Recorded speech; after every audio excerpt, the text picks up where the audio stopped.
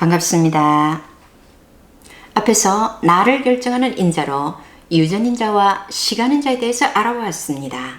다음으로요, 나를 결정하는 인자로는 어떤 것이 있을까요? 어떤 부모인가, 언제 태어났느냐도 중요하지만요, 어디서 태어났느냐가 아주 중요하지요. 바로 4인자 중에서 다음으로는요, 환경인자입니다.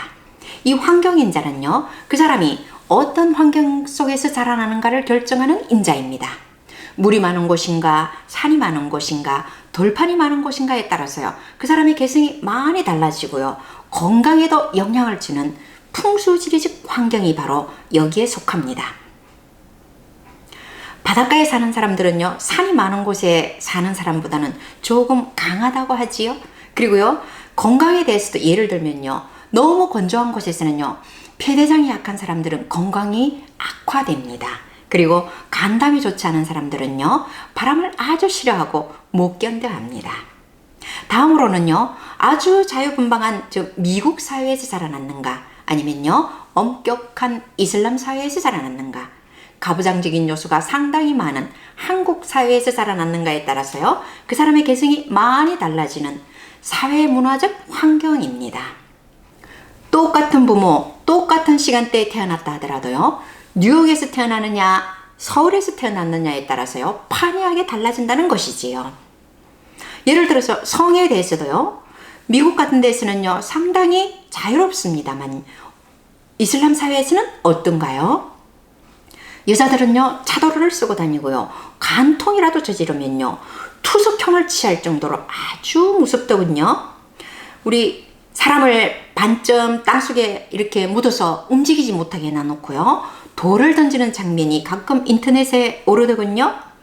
가부장적인 요소가 상당히 많지만요, 그래도 한국에서 태어난 것이 얼마나 다행인가 하는 생각을 했습니다. 그러니까요, 어디서 태어났느냐가요, 어떻게 살아가느냐에 아주 큰 영향을 준다는 것이지요. 다음으로요, 어떤 가정에서, 어떤 부모 밑에서, 어떤 형제 자매 속에서 자라나는가가요, 가장 큰 영향을 주기도 하는데요, 바로 가정 환경입니다.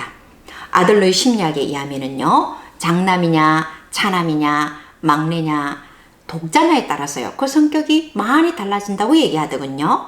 첫째는요, 부모님의 모든 관심과 사랑을 받는 경험을 합니다. 그런데 둘째가 태어나면 어떤가요? 폐위된 왕이지요. 그래서요, 열등의식과 함께요, 그 권력을 되찾으려고 하는 의지를 불태우므로요, 대체로 권력지향적이 되기가 쉽다고 합니다. 둘째는요, 막내가 있는 둘째로서 그 가운데의 특징은요, 경쟁이라고 합니다. 상당히 경쟁적인 사람이 되기 쉽다는 것이지요. 그리고 막내는요, 과잉보호될 가능성이 가장 높기 때문에요, 과도하게 의존적인 경우가 많다고 합니다. 그리고요, 독자는 어떻겠습니까?